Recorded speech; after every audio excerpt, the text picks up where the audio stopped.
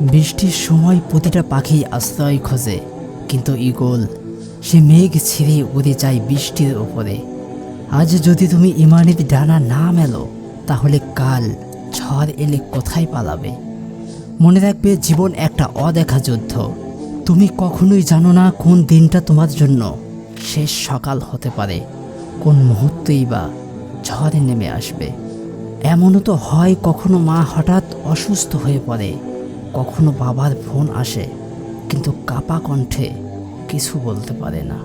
কখনো আবার নিজের দেহই ধোঁকা দেয়, ডাক্তার বলে ভাই রিপোর্টটা ভালো না। এসবই তো সেই ব্যর্থতার বৃষ্টি যেটা সবাই এড়িয়ে চলতে চায়। কিন্তু বাস্তবতা হলো, এই ঝড় তোমাকে না বলেই আসবে, আর তোমার ভেতরটা চুরমার করে দেবে যদি তুমি ঈগলের মতো প্রস্তুত না থাকো।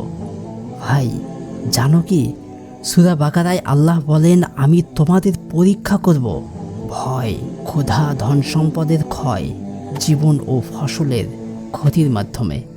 ভাই এটা কিন্তু হুমকি না, এটা কেবল সতর্কবার্তা। এমন এক দয়ালু প্রভুর সতর্কবার্তা, যিনি আগে বলে দেন যেন তুমি আগে থেকেই প্রস্তুত থাকো। একটা ঘটনা বলি, কিছুদিন আগে আমার এক পরিচিত ভাই ছিল, একদম হাসি খুশি, ইবাদতে মনোযোগী। একদিন সকালে হঠাৎ তার হার্ট অ্যাটাক, আর কখনো ফেরা হয়নি। জানাজায় দাঁড়িয়ে সবাই একটাই কথা বলছিল, ভাই সেও তো কিছুদিন আগে বলছিল আল্লাহর পথে ফিরবে। কিন্তু সময় কারোর জন্য দাঁড়িয়ে থাকে না, ঝড় কারো অনুমতি নেয় না, মৃত্যু কাউকে মাফ করে না। এই জীবনটা যদি হয় একটা খোলা আকাশ, তবে ঈমান, তাওবা, নামাজ এগুলোই হলো তোমার ঈগলের ডানা। নামাজ তোমার শক্তি, তাওবা তোমার নিরাপত্তা, সবর তোমার অভ্যন্তরীণ ঢাল, আর তাওয়াক্কুল, আল্লাহর উপর পূর্ণ ভরসা তোমার পাখার হাওয়া।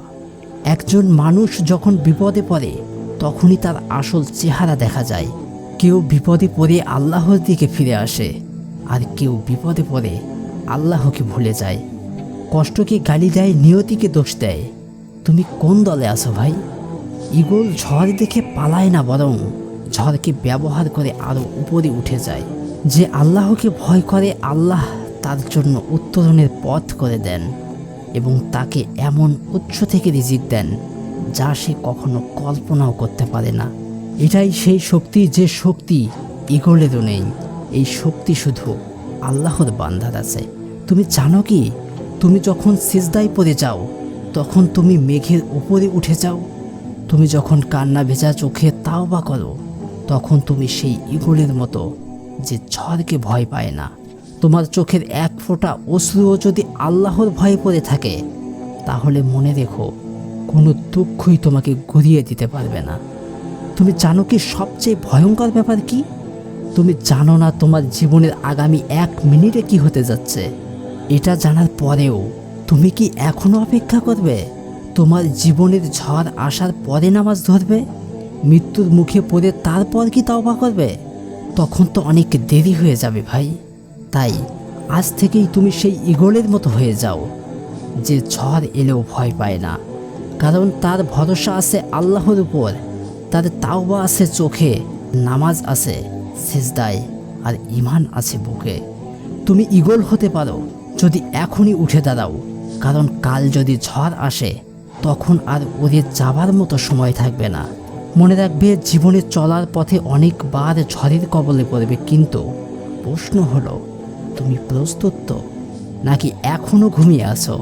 ঈগল ঝড় এলে উড়ে যায় উপরে, তুমি কি পারবে উঠতে, নাকি পড়ে যাবে অন্ধকারে?